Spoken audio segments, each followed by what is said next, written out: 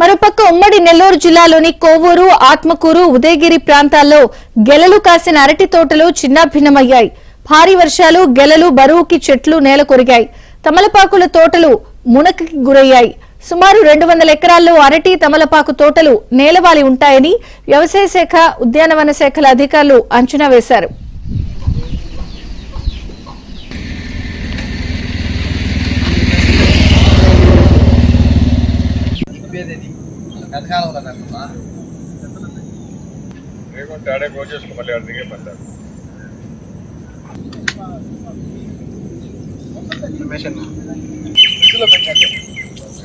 బంగ్లా variety అంటారు.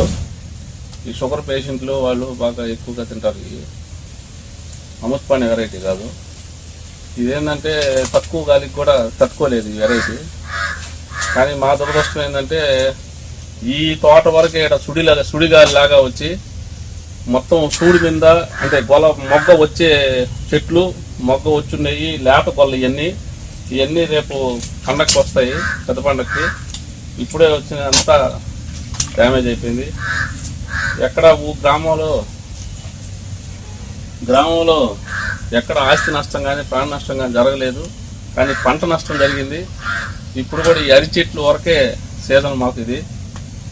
మా గ్రామం నుంచే అన్ని శుభకార్యాలకు కానీ దైవ కార్యాలయానికి కానీ మేమే అరటి చెట్లు ఇక్కడి నుంచి తీసుకెళ్తారు మా వాళ్ళే.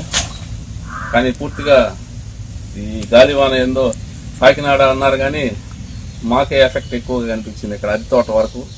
దయచేసి అధికారులు కూడా గమనించి ఒకసారి మా కనీసం పెట్టుబడి సహాయం అయినా కోరుకుంటాం.